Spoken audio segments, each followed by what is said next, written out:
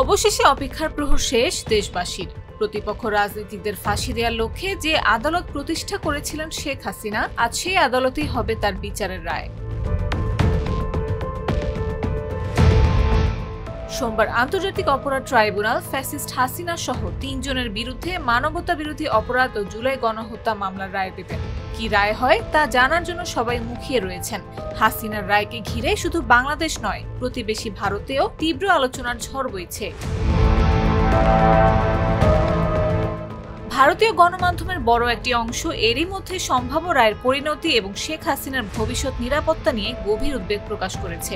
রায় ঘোষণার আগে শেখ হাসিনার পুত্র সজীব ওয়াজেদ জয় রয়টার্সকে দেয়া এক সাক্ষাৎকারে বলেছেন, রায় যাই হোক, ভারত তার মাকে নিরাপদে রাখবে। এ মন্তব্য ভারতীয় সংবাদ মাধ্যমে ব্যাপক সাড়া ফেলেছে। প্রায় সব গণমাধ্যমই এটি গুরুত্ব দিয়ে প্রচার করছে।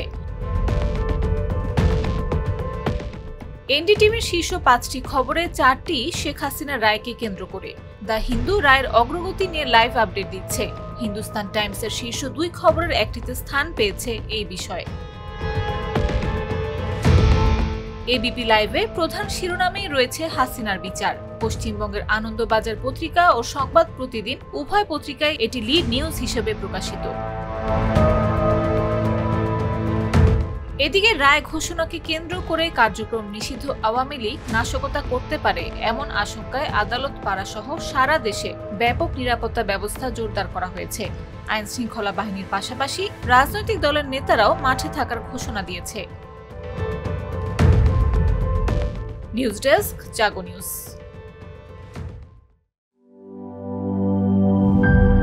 দুধার চকলেটে একাকার হয়ে ওঠা প্রাণ লেয়ার সম্পর্কের মিষ্টি ম্যাজিক।